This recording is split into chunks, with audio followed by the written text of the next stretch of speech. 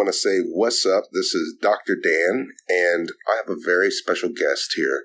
We have Nate, who I will allow to totally introduce himself in just a moment, but we have a great story that we will be sharing in this episode about serendipity and how paths cross when you least expect it. And so, without further ado, let me allow our guest here to go ahead and take over the mic. Okay. No pressure to say something cool now, right?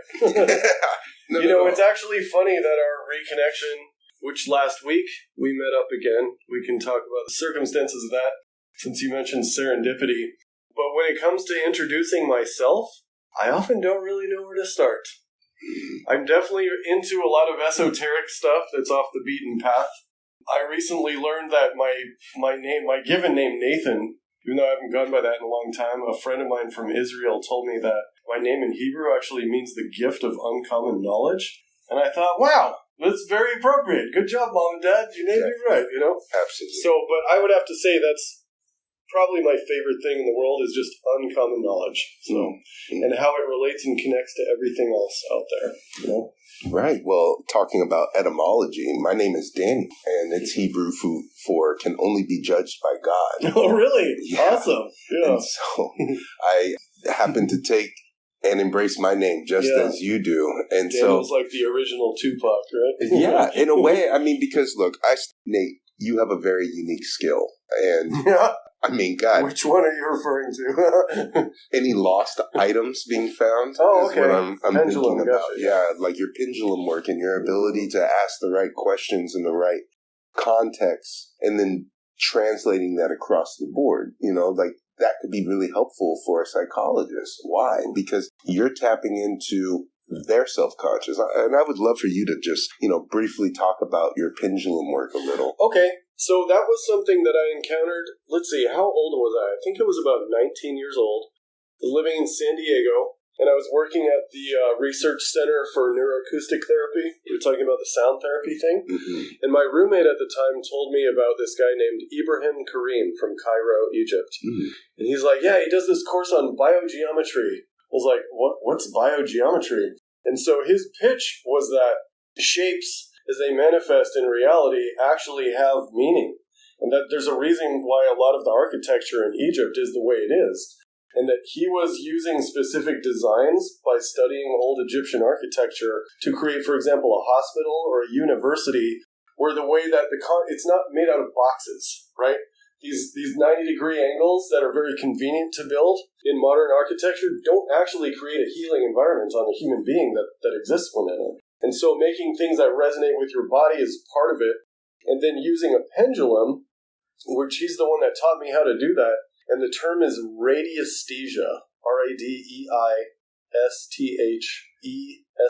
Very, very difficult word to spell, but radiesthesia is how it's pronounced. And what he taught me is that radiesthesia would be like the scientific version of using a pendulum, whereas dowsing would be like the new age airy-fairy version, like, well, let's go find some water with a stick, and also that the pendulum itself, there's nothing magical about it. It's basically a pointer, much like having on, let's say, heart rate variability device. You slap those on your wrist and it's measuring the stress in your nervous system, and it's giving you a visual active feedback. So it's translating information that exists in your subconscious and making it visual, making it conscious by turning it into light that you can see, right? Wow. But what a pendulum is with training, is you need to train your body the difference between yes and no. For me, it was counterclockwise rotation is yes, counterclockwise is no. And of course, once you get trained at it, it takes a couple of weeks, and you have to work at it each day. Show me a counterclockwise rotation, and usually start with the pendulum swinging to and from you. Mm-hmm. So there's momentum energy in it, and then all your body has to do is change the direction of the swing. So that's typically just a conservation of energy way to train yourself. But once your body learns the difference between yes and no, by playing Sherlock Holmes, it can walk through the room, especially like my keys. I don't have my pendulum today, but that was a party trick I used to do, is have someone hide my keys or anything that I have on my body, because that's charged with my energy. Way easier to find. It's like a cheat code. And then all I have to do is know the questions that I'm asking and what they mean to me. So if I imagine I cut this room in half, I imagine it's like cut by a laser, And then in my own mind, if I ask, is it on this side of the room, my consciousness knows what I'm asking just because I gave the arbitrary demarcation point of left and right or up and down. So asking the questions, all I have to do is be very thoughtful with the question. Like, is it in this room? Okay, let's confirm that. Let me ask if something also validates that as I'm asking these answers. And then when it gets too hard to find it, is it under something? Is it on top of something? Can I see it? Is it hidden, And, so my friend Rob, who introduced us, he told that story, which happened...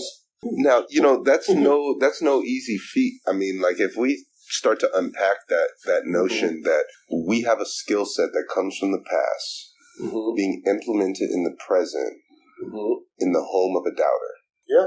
And not only were you able to work through your own anxiety at the time, you provided exactly what he asked for. Yeah. When you put it that way, it sounds amazing, right? I mean, in retrospect, right? Especially, but just like, many heroes, like veterans, right? They always say, like, the story is way cooler than the experience. Oh, yeah. Well, especially wartime. Are you kidding me? Right. I've not experienced that this lifetime, thank God, right? Me neither. And I take... But war movies are fun. Yeah, war movies are... Being in a muddy trench getting shot at is not. Right, like actually being in mud and actually having mud in your eyes and hearing and smelling and seeing and then not being able to see and only having the flash and the death and the sensations and all of the pings that go off in our nervous system, like you talked about, these Egyptian arts tapping into our allostatic load, or the amount of stress a person's nervous system or any part of them can take. So, circling back, I met Nate in Oakland in 2015, around 2015. And at that time I was working in a retail store and I was doing tech. It turned out that a mutual friend of ours was having an event, and Nate was flying out from Hawaii and was already in town to talk about this really special subject. It's a lost art that only a Nathan and a Daniel can appreciate. Right? Like, it's a niche. I'm not going to judge it. It's a niche market. It's very niche. Yeah. And it's something that is very dear to me because the moment that I experienced what Nate had to offer, it acted like a catalyst for my own energetic practice because there was an actual lineage to follow with the esoterics that people just toss around. In a grounded framework. That's not just, some guy wrote a book 100 years ago and I like it. Yes. Yeah. Absolutely. Because I love to call out charlatans. And I don't do it in a way where I need to attack them. I just like to ask them questions until they can't answer. And I like to ask them the questions that they don't want asked. Because typically the ones that they don't want asked deal with integrity. And so what I noticed was the work that you provided was integral. And so that's why I feel that's the case. Yeah. Yeah. And so, I mean, why don't you introduce the listeners to what colonic science is? Okay. So, in general, it goes by a lot of names. I kind of prefer the term colonic science because it puts in perspective what this lost information being brought back to us actually functions as. And the reason I think some people, especially if they're very into like mainstream contemporary earth science, for example, in a materialistic perspective, is that they feel like using the term science is an abuse of the word science, And I understand why people feel that way, but this is an internal technology that known to ancient civilizations where they didn't have the need to have cell phones or Wi-Fi because their tech was internal and it was about the science of ascension. That human beings, that's our birthright. And so this knowledge was removed, much like I just recently did a video on the law of one, which is a very simple idea that we can go over very quickly, is this was a fundamental component of the presupposition of how societies and paradigms were structured, where we didn't have a science building and an art building and a church. In the past, it was all the same thing. Spiritual, inquiry and then artistic expression, and then the scientific process was all the same paradigm. It was one and the same, and the fundamental component in the middle of it was the law of one, which really simply expressed just means everything is made out of God. Whatever your concept is, God's source, where everything came from, the consciousness field, the one creator that gave birth to all us creator beings, we're all made of that. Everything is made of that. Everything is made of conscious energy. Some of us can assemble that energy into a manifest form and embody that physically, where we're literally creator beings or God in physical form. And to remember that means to comprehend that idea, means that brotherhood and co-creative, cooperative, non-competitive evolution with each other is a rational result of that comprehension. No wonder that was removed from our societies, where dualistic, separate nature ideas were proposed, and that's what pretty much all societies we have currently in present-day Earth are based on that. It's like, who's the enemy? Who's the right? Who's the left? Who's the up and the down? Who's the bad guys? Who's the Nazis? Who's the Antifas? Who's the, whatever these words are, which are just pejorative external distinctions to give the concept of an enemy and because if we were talking about this earlier, if we as humans get tricked into playing a war game, that is what will happen. But if we choose how to not play war anymore, I don't want to play that game anymore. Absolutely. What you're referring to makes me think of the law of one. It makes me think of the first pharaoh, Akhenaten, and that's what got him persecuted. And it's very interesting that even from, you probably know, how long ago was that? It was probably Akhenaten. I think that's 4,000 or 5,000 years ago, something like that. Yeah, off the top of my head. Yeah, because that's around the same time that Huangdi Neijing and the Shang and Xia dynasties in China were popping off. And these were the African dynasties. One thing that he told his military is, we don't go out and seek violence. Yeah. We let them come to our door, and we focus on defense. And I'm a huge proponent of self-defense, communal defense. I would say, I don't even know what stat to put on this. Let's just say most people, as an overgeneralization, their memory does not go back more than half a decade, or maybe if they study history, maybe it goes back a few decades, right? But really, this memory, what I'm talking about is like the removal of the law of one. We're talking back to things mythologically in history we only know as like Atlantis and Lemuria, which aren't even the names of those places, because the knowledge of that has been systematically destroyed on purpose over time, right? So to be able to even claim that we're recovering wisdom teachings from those times, pretty controversial idea, number one, and then also just show up and well, this is what it is. It's the law of one. It's the reminder to all of us that we're all God. It's like, really, that's all that we lost? Well, it's not all that we lost, but the fact that this is a new idea, I think to most people that are waking up, it makes obvious direct sense, It doesn't need curriculum or anything like that. It's just like, oh yeah, of course, law of one. Got it. Boom. Next step, Right. And, what I hear you saying, to put it into kind of like a metaphor. And as a healer, well, as both of you as healers, right, in your practice, your job, what I come to understand as you guys see it, which I really appreciate, is that you are empowering someone to be able to maintain their own fields and energy in the future. It's a few sessions you work with them, but it's not creating a level of dependence, like, oh, come back and see me every 2 weeks for the rest of your life. It's like, this is a project we can work on for a month. Then maybe you don't have to come back anymore, because you empower them how to maintain and charge the car and how to fill it up and how to maintain their own boundaries of whatever was led to that problem in the first place. We want to take a moment to celebrate and thank Energy Hawaii and Dr. Evan Mureo for loaning space to us right now to make this recording. And we actually have the doctor in the room right now. And on the subject of energy, I think we should give him a moment to maybe give a brief little intro on what Energy Hawaii is about, and then maybe add some 2 cents on what we're talking about between me and Nate here. Yeah. My name is Dr. Evan Mureo, and I focus on my business as a holistic medicine sanctuary where people come to empower themselves to awaken their energy. That's basically my model. And looking at the foundational set points of how we exist in our lives. We don't have a perfect guide or a manual to show us how to navigate life. And that's the beauty about it. As much as we would want something like that, if we did have it, would you really use it? Or would you go off the path and find your own identity, find your own strength, or find your own purpose in life?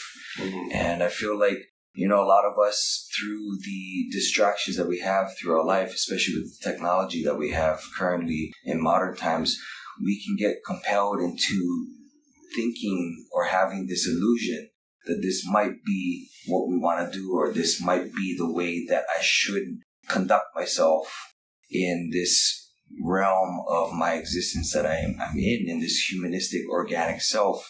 And most of the times it's the illusion of thinking that we have the choice, or thinking that we have these different standpoints of individuality mindsets, but it's all looked at in a bigger picture as a big social game of control. Because when you have these set points, or when you have these collective standpoints of thinking like, oh, this is the way to do, or what we call nowadays, quote unquote, trends, it's really a way of another form of distraction of how we can see ourselves as, oh yeah, let me just be ridiculous on social media or on a national standpoint, and I'm going to get thousands of likes and millions of followers and X amount of money from these social media platforms. And, I'm not saying that it'll come to a point that they might see that might not be the way that they should have conducted themselves. I would say most of the time that's really not their true purpose of why they're here. And so, it's longitudinal. I don't know if there's research studies or whatnot, but I can see that being the case of it being more shifted to a more mature mindset of seeing that what they were going through at the time during either adolescence or as a kid was just kind of a facade of navigating through this control realm of mindset, but then unplugging themselves out from that and really identifying and establishing their sense of identity. And I think that's either through peer support or through just life in general, things that bring you down and kind of bring you back to earth, quote unquote, and get you grounded and really check yourself and like, hey, like, yeah, I shouldn't be a clown, or I shouldn't, run into a wall 1,000 just times. Just do something. Yeah. Something heinous and ridiculous that just doesn't matter when you look at it 5-10 years from now. That what have you really contributed? What have you really contributed to society? And I think that's where it comes with the Dharma support, and where it comes to like, what is my true purpose here in life and what resonates with me? It's really a nurturing place, because, utilizing other people as reflections or a mirror of who we are as a standpoint, having the self-awareness and self-monitoring here and there, and making sure that you're doing that for your own self, you can really start to see and begin, and maybe even either consciously by writing it down, or whatever ways that you can have a record of making sure that, oh, am I going through something that might be not good for me, or is this something like propelling me to the next potentiality of my phase in life that can resonate with the alignment of my purpose? And going back to what my motto is about awakening your inner chi is kind of a playoff. It's energy, but utilizing our internal self and our energy source and what we have as a conduit and our constituent of constitution within our Jing and our realm source of what we've been handed upon eons through our ancestral realm of human DNA. It really falls into the fact of, what am I doing now that is helping me to move and navigate to a sense of purpose in my self-identity, which is established there on a macrocosmic level of my sense of purpose here in life.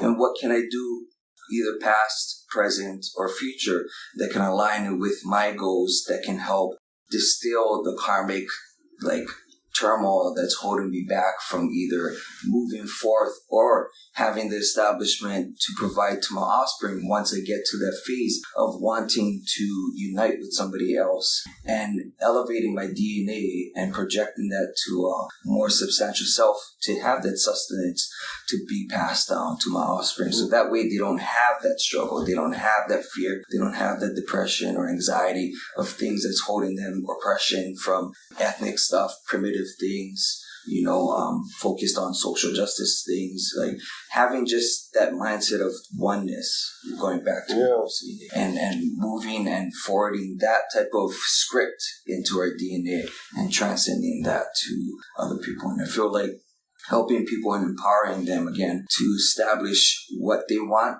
as their healthcare goals, and just seeing the first conscious level of phases of internally, you came here to see me. I didn't come to see you as a sales pitch and brought you in. There's a reason why you're here, and there's a reason why I'm here to see you and to provide you service. And to kind of going down that basic fundamental approach of therapeutic care, I feel like is foundational to people who need health or well-being of maintaining and establishing themselves. Which we all need. Yeah, right? yeah. The first seed is awareness, and to recognize, like, there's something going on. I'm hearing everybody say these things, professionals, and it's not resonating with me. I'm still feeling this way, X, Y, and Z. I want to find somebody, and you come and you see me, and you go and we discuss what's going on and finding through all these social determinants of health that could be from personal, professional, and interactional with our society, and what could be really the underlying cause of our symptoms, kind of like the tree, the roots and the branches, kind of working with that in conjunction. And establishing and formulating that, so that way we can propel and start to give me and our therapeutic healers to give them the tools necessary for their own growth, so that way they don't need to see us. The more we see them, the more we know that they need help. It's not a form of dependency. The less that we see them, the more we know that they're able to have and wield the capability to establish their own foundational health. Absolutely. You made a comment. There was a phrase you said. There was 2 words in particular. It was just 2 words, but it had so much weight to me. And it was karmic turmoil. Karmic turmoil. And I think about karmic turmoil, and it also makes me think of Ha'aponopono. And that ability to reintegrate the mind, the body, and the spirit. And we use those words so blasé, so casually, yet when, just like Chinese medicine, it's cyclical. When you come back around and you start to acknowledge that, like, qi resides in blood. Blood houses qi. Okay, that's a statement of fact that's just given in Chinese medicine. If that be the case, then there's macro and microcosms. The macrocosm of that concept, of that principle, would be the spirit resides in the body, and the body houses the spirit. And then the mind is an observer of these interaction between body and spirit. And it's the mind that typically gets us tripped up. And if it thinks it's the only thing. Yeah. Or the most important viewpoint, right? Exactly. Yeah. And our bodies, I mean, like, we have more than one brain. Like, we have one brain in our skull, and that brain is considered special because of synapses, because of association. But it turns out that our heart and our intestine also have the same synaptic nervous system called the enteric nervous system. It's the nervous system that gives you a gut feeling. It's the same nervous system that helps you learn something by heart, right? Or remember something from the top of your head.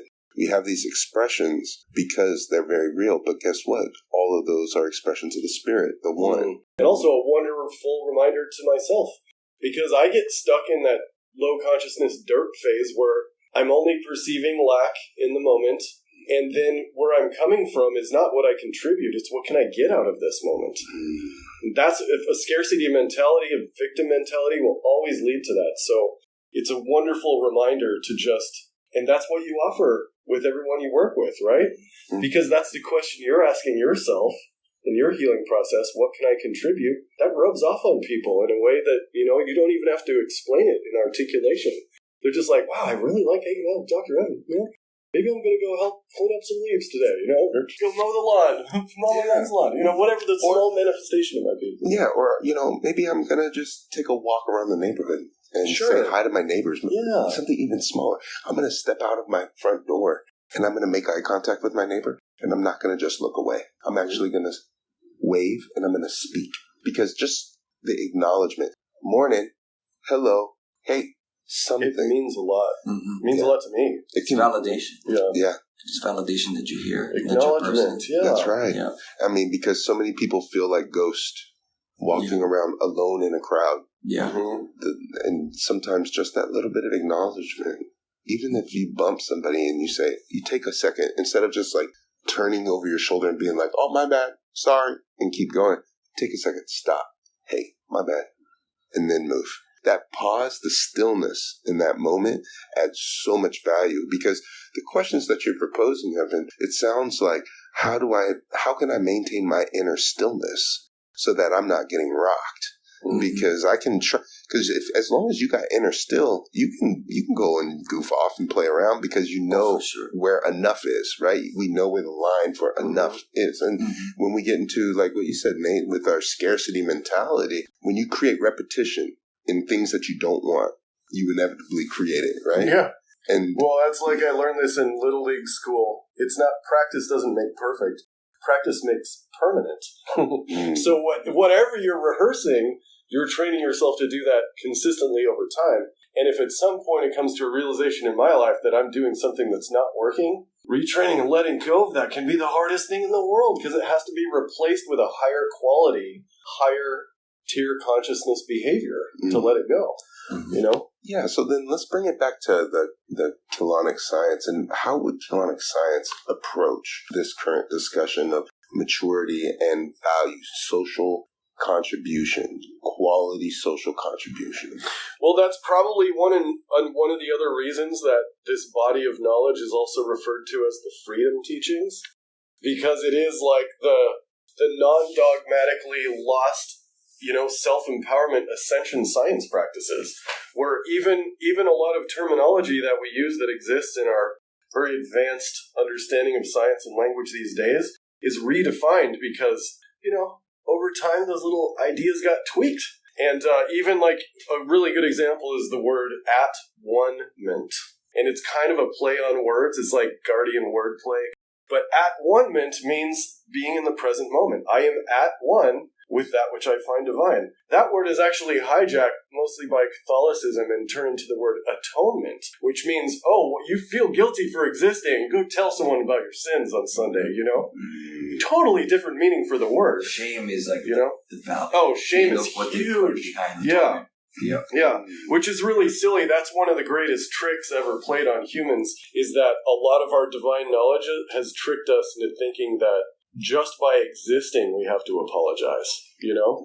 And then it's like, wait a minute, hold on. Let's think about this paradigm, right?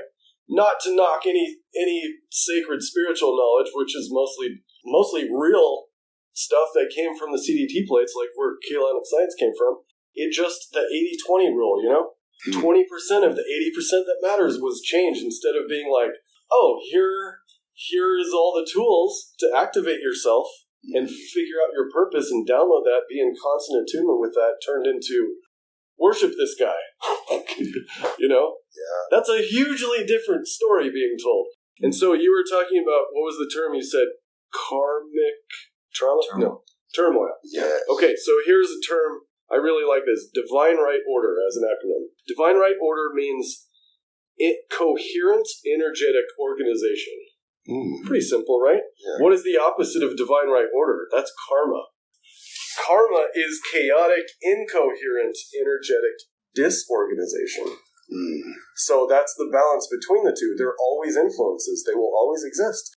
So in terms of what it means to me, my purpose is like healing my karma, and like you brought up Ho'oponopono, I really like this as shorthand. My sister taught me this because a lot of the exercise is cutting the Aka cords, right? You visualize, get in a meditative state, cut the Aka cords so that my karma, my wounding, is not a part of that relationship. And I recently had an experience where I really needed to get paid last week, and the delay in pay was very inconvenient for me, but to make it my problem that I didn't think about it, like now you have to be inconvenienced to get me this check. I was like, wow, how do I do this from a place of power without my own neediness? And anytime I notice that my own need or lack or scarcity is coming into the picture, I immediately close my eyes and just imagine scissors and I'll click, click, click, click, just clip all the Yakin cords and be like, okay, now I'm bringing my whole self to this. That the cord can be reestablished every time I talk to someone, but I don't want my noise clear, my incoherent, energetic disorganization. I don't want to bring that to it, my karma, because my purpose in life is filling light into those dark spots. You can kind of think karma is like if you look like a star, like your spirit body, karma would be the little dark spots. So any manifestation you have as an incarnate form, in your physical body, soul body, oversoul, avatar bodies, wherever you are, that will show up as a dark spot or a trend or a challenge or a project of something to work on. But if we can heal that in one lifetime, it's all about filling light into it and not resenting that. And I gotta forgive myself for that stuff too, because I carry the shame imprint too, Yeah. I grew up in the Christian model. That came with plenty of shame, man. Yeah. And it's still to this day, but I can't resent that. That's part, like we were talking earlier. All of those places where we came from are part of what compose who we are. So there's no point in resenting any component of it, no matter how painful it had to be. Absolutely. In fact, the path of the wounded healer, like what you guys do, without the wounding you experienced, you wouldn't be as good of a healer as you are, right? Yeah. That gives you compassion to anyone who's suffering. Yeah. You made I like the light and dark contrast because Dr. Evan and I, we went to acupuncture school together at World Medicine Institute in its final year of totality, right? We got one whole final year of 2017, right? Mm-hmm. And Evan, do you remember what the school's motto is by chance? Well, I know it was Taishuan Temple, which is the great mystery. Yes. Ooh. And so you're pretty much almost being open to this vast Shaoyang type of approach where you're really taking in this brighter, great yang of mystery, of just energy, and you're kind of playing with it, kind of going into it. Shifu would do positive things that would also move and enable us to be energized, but she would also have these other aspects of her of how to exercise people, like spiritually exercise and detox people from negative dwellings of either somebody putting it on top of them putting it on top of them, or from their past, family, ancestral, karmic oppression. Whatever they're carrying. Whatever is sheathing them, that's holding them back from either finding out who they are, on a basic fundamental sense, and then moving back towards, the root of their existence. Yeah. Yeah, and I remember it was chapter 33. Yeah. Yeah. And also on the t-shirt, on the class shirt, the Chinese characters that were written on the left side, and, it was off-center. I remember asking Shifu about, what did that mean? And she said, it says, we are the light in the darkness. And that's on every t-shirt. Every student practices Qigong with that on their chest, that you are training to become the light in the darkness, which is not like some egotistical, we are the light and we are shining bright. No, it's not it. We are a lantern. And we deliberately go into the dark. We seek the dark in order to illuminate it, and that's a big deal because our society shies away from darkness and hardship. Yeah, just ignore it. Yeah. Just push it away. Yeah, they need microwave results. Stuff it down. Only let it come out at family reunions and weddings,